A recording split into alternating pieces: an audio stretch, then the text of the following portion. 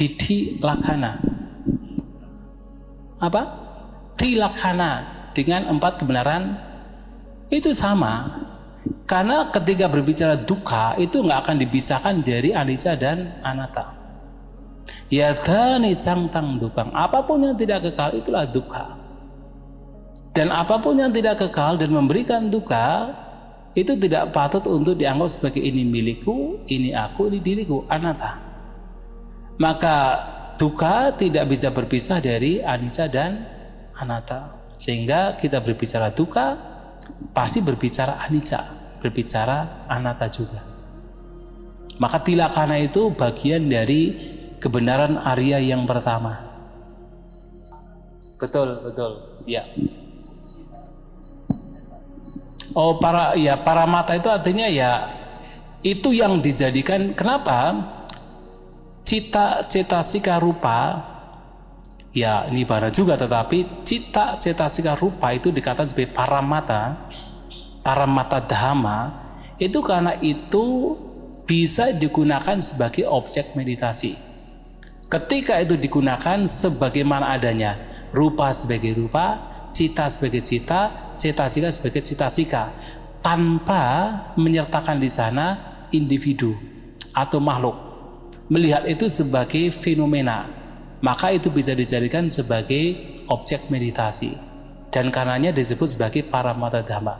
Nah, sehingga dalam yang tadi definisi dalam setiap fenomena itu ada 3, maka yang sebenarnya itu yaitu yang bawah sadana itu adalah yang paramata dhammanya. Yang 2 lainnya hanya sebagai alat komunikasi. Dibutuhkan, tetapi hanya sebagai alat komunikasi. Sementara dalam praktek meditasi itu adalah realnya. Cita sebagai cita, cetasika sebagai cetasika, kemudian rupa sebagai rupa. Ya, sebenarnya kalau 4 aspek itu kan sebenarnya untuk menengarai saja. Untuk menengarai supaya kita tahu ini fungsinya apa, karakteristiknya bagaimana, manifestasinya seperti apa, dan sebab tegaknya itu apa. Itu saja untuk supaya kita itu lebih bisa menengarai. Itu sebenarnya. Ya. Nggak usah dipikirkan. Apa? Nggak penting juga sebenarnya. Nggak penting. Yang penting lenyapkan keserakahan, kebencian, sudah itu cukup. Yang lainnya nggak penting. Iya.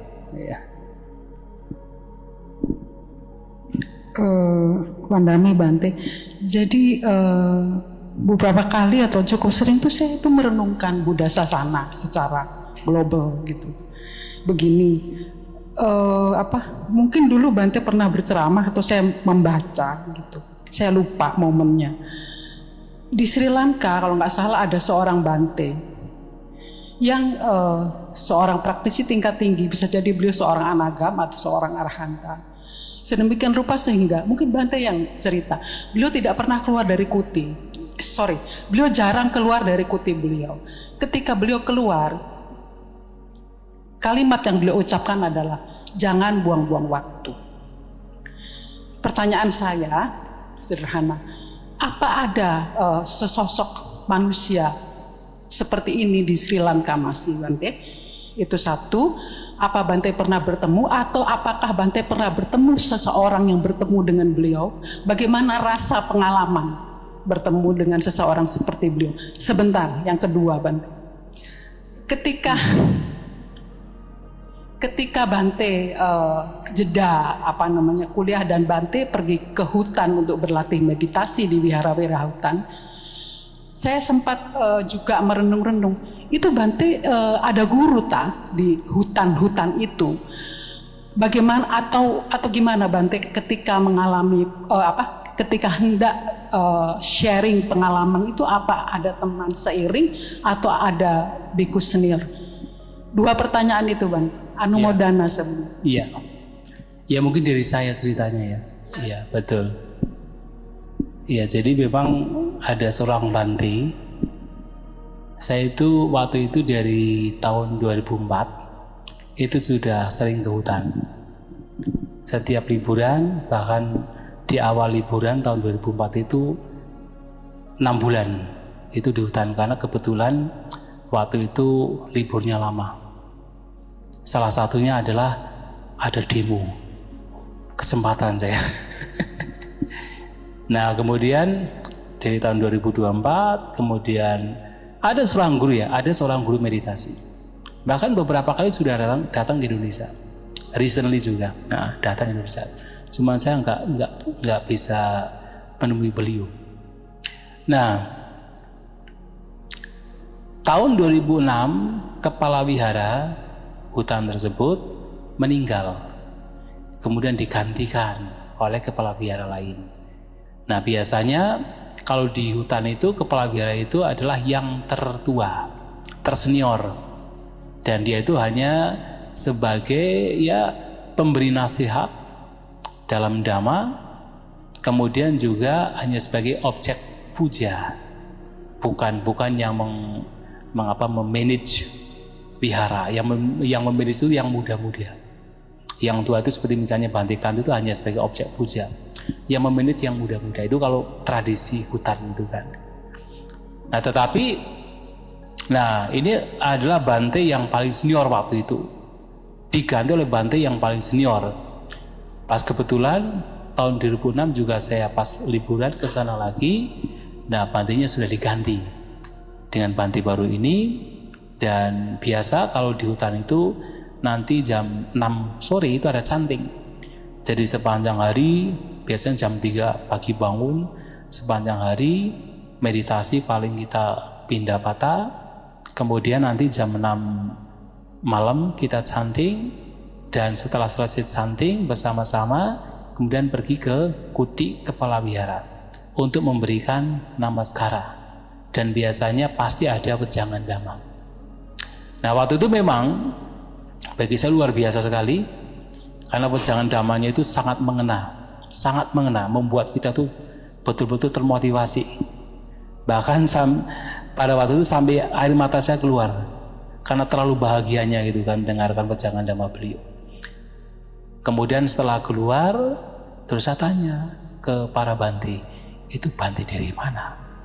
Karena saya pikir Bhante ini dari wihara lain, jauh gitu kan. Karena saya tidak pernah melihat. Selama 2 tahun bolak-balik nggak pernah lihat. Nah, ternyata mereka bilang, oh ini Bhante dari wihara ini, di hutan ini loh. Kok saya tidak pernah melihat? Nah, kemudian satu Bhante cerita, kalau Bhante ini 16 tahun yang lalu itu pernah diberitakan di newspaper. Jadi ceritanya itu ada umat dari Kolombo yang dia seorang jurnalis berbincang-bincang dhamma dengan Bhante ini, kemudian menulis artikel di koran gitu yang isinya adalah bahwa zaman sekarang pun juga masih ada seorang Sotapanna, merujuk pada Bhante ini. Nah, Bhante ini kan seorang praktisi, bukan seorang yang show off. Jadi begitu ada newspaper begitu, malahan beliau berpikir, udah saya tak tinggal di kuti saja, tidak kemana-mana. Dan itu dilakukan 16 tahun. Betul-betul dikatakan seorang Bhante yang hanya bicara 1-2 patah kata dalam 1-2 tahun. Dan ketika makan itu hanya makan, tentu makan sekali kalau di hutan banyak kan. Dan itu di Kapia yang mengantarkan, dan beliau hampir tidak pernah keluar 16 tahun. Makanya saya 2 tahun bolak-balik nggak pernah lihat. Padahal sebenarnya setiap hari, setiap pindah patah saya lewat depan kutinya, tapi saya nggak pernah lihat. Makanya saya pikir Bhante di tempat lain. Nah, karena Bhante yang senior kepala wihara meninggal, maka mau tidak mau beliau yang menggantikan. Nah, sehingga setelah 16 tahun beliau keluar. Dan walaupun di kutinya nggak ada buku dhamma dan sebagainya, kutinya kosong, tapi begitu keluar, semua yang diwejangkan itu semua dhamma, dan semua itu berkenaan dengan praktek dan nibbana, tidak ada yang lain. Bahkan saya ingat sekali teman saya pernah bertanya tentang bagaimana kita itu mengembangkan terutama adalah objek 4 unsur, terutama bagian unsur panasnya. Itu dibahas sampai 4 hari.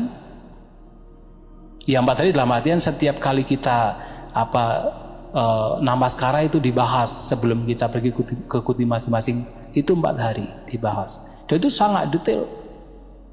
Dan belum membahas dhamma itu luar biasa. Nah, dan memang aneh ya, Bante ini juga memang kelihatannya Bante yang betul-betul nggak ada kemarahan. Jadi wajah itu wajah smiling. Jadi kalaupun tidak smiling, wajahnya itu wajah smiling gitu loh. Jadi kan kita kalau nggak smiling kan nggak kelihatan smile kan, merengut malahan kan, meditasi juga merengut gitu kan. Tapi Bante ini enggak. Kalaupun diam itu wajahnya wajah smiling gitu loh. Tenang sekali. Tenang sekali. Bante Dhammawasa. Bante Dhammawasa. Ya. Tapi sudah meninggal. Tapi saya untung karena saya dari tahun 2004 sampai ya dari 2006 lah saya bertemu, sampai saya pulang dari Sri Lanka ya bertemunya dengan beliau. Nah, kemudian pada tahun 2013 saya sudah pulang ke Indonesia, teman saya masih di sana. Nah, beliaunya kan sudah berumur, sudah tua. Jadi hampir 90 tahun. Nah, beliau sakit, kena diabetes. Dibawa ke rumah sakit. Dan dokternya menyampaikan, padahal dengan sakit yang demikian harusnya merintih. Harusnya merintih.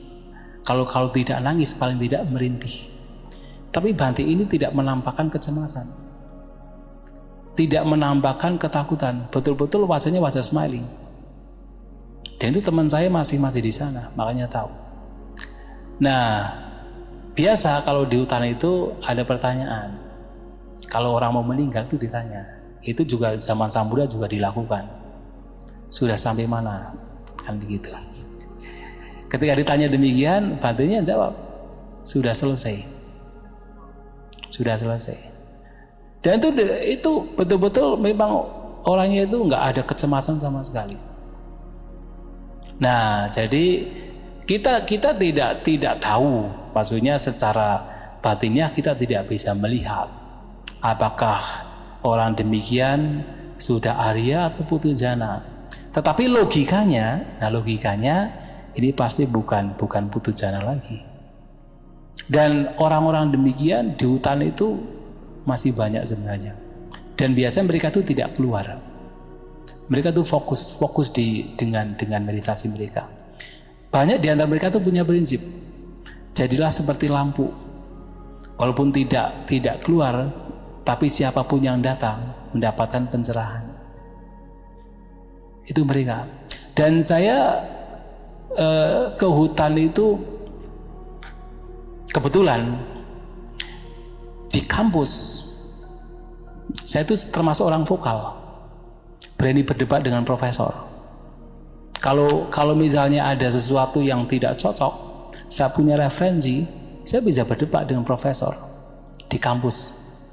Tapi begitu di hutan, ketika ada diskusi saya diam aja. Karena mereka sudah bicara praktik, mereka bicara teks yang kemudian itu teraplikasi ke dalam praktik, yang kadang saya nggak paham.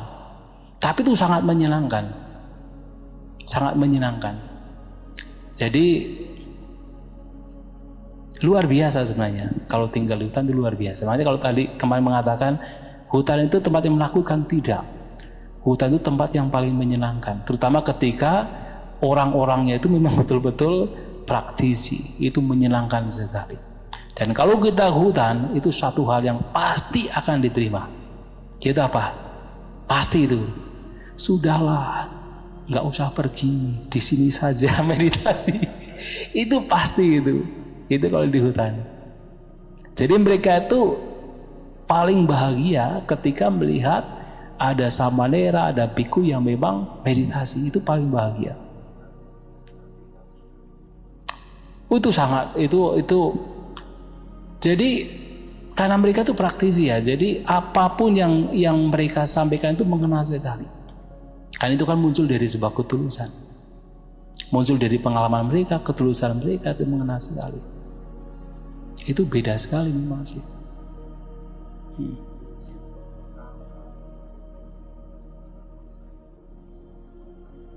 Oh banyak. Oh, waktu itu berkenaan dengan pokoknya nibbana dan praktek. Bahwa tujuan kita mempraktikkan dhamma itu adalah untuk pencapaian nibbana. Itu intinya di situ. Oh banyak sekali, karena waktu itu saya kebetulan 3 bulan, pas awal tahun 2006 itu 3 bulan di sana, dan setiap malam dapat pajangan. Termasuk beliau juga menyampaikan tentang 7 faktor pencerahan yang disampaikan satu persatu dengan indahnya. Kemudian salah satunya yang juga sering beliau sampaikan adalah tentang bahwa kita itu mempraktikkan dhamma itu tidak hanya hari ini saja. Sekarang kita bisa bersama praktek dhamma dengan baik, itu juga sudah praktek yang kehidupan yang lampau. Jadi berbahagialah bahwa kita itu sudah bersama dalam dhamma yang itu bukan sesuatu yang mudah. Dan itu sudah sangat dipastikan kita sudah praktek bersama dalam kehidupan yang lampau. Kenapa? Sesuatu yang istimewa itu tidak muncul tiba-tiba. Itu pasti muncul dari yaitu sebab-sebab yang sudah istimewa di masa lampau. Itu yang sering beliau sampaikan juga. Dan saya percaya. Percaya gitu ya. Tidak melihat tapi percaya. Dan ada beberapa buku yang demikian. Nah kalau sekarang apakah ada Bante yang betul-betul kita bila mengatakan 100% praktek dhamma? Masih ada. Memang tidak banyak tapi masih ada. Terutama ketika mereka punya kesempatan tinggal di hutan. Karena sudah nggak ada pekerjaan lain. Kalau sudah di hutan mau tidak mau meditasi. Oh beda-beda. Jadi hutan kan banyak. Jadi ada hutan yang, nah kalau yang di tempat yang ada Bante ini itu juga keluar masuk. Keluar masuk adalah kan ada kadang-kadang ada hutan dari tempat lain datang hanya untuk berbahasa saja, kemudian mengembara ke tempat lain, sehingga paling 10 biku begitu, rata-rata 10 biku. Tapi ada juga hutan yang kadang hanya 1 biku, ada juga sendiri, ada juga. Tapi ada juga hutan yang besar sampai 100 biku, ya ada juga.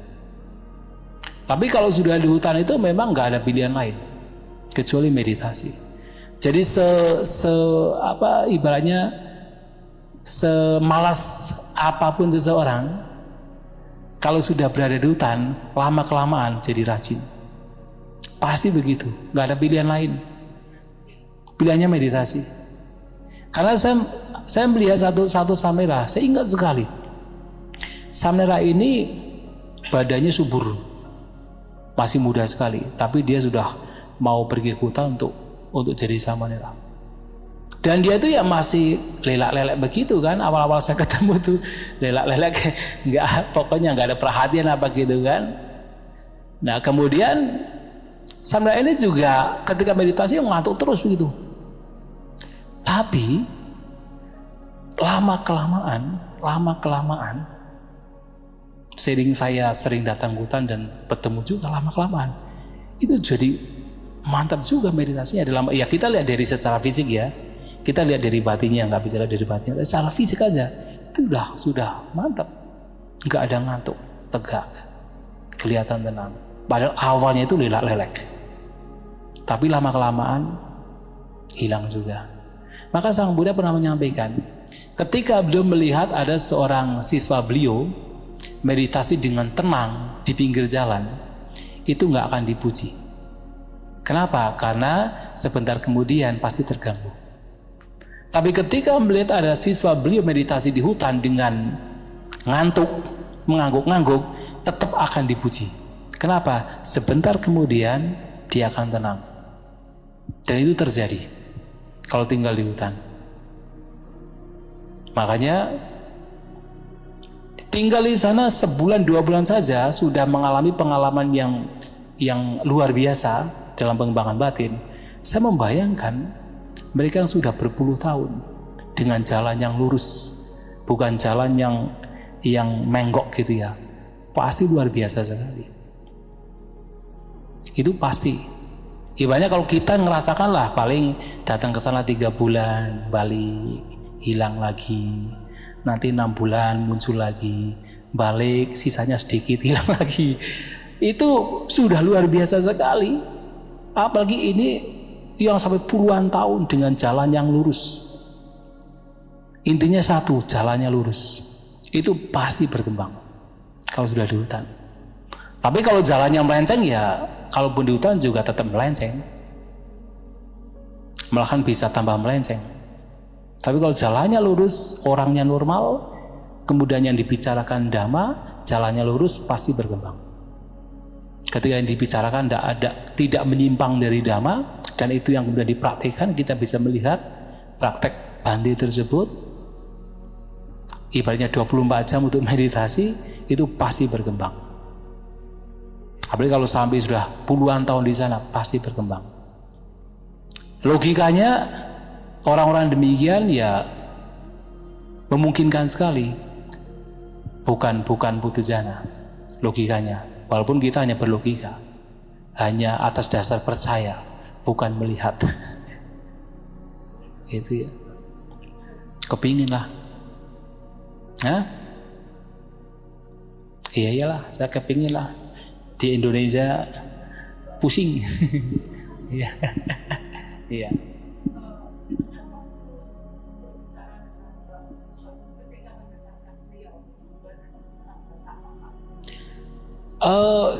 Jadi Bhante-nya memang menggunakan bahasa Sinhala.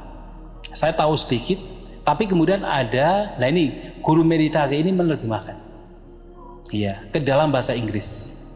Jadi saya tahu persis, ya, diterjemahkan per kalimat diterjemahkan oleh beliau. Ya kalau di Sri Lanka enak sih enaknya, maksudnya banyak mereka yang bisa bahasa Inggris.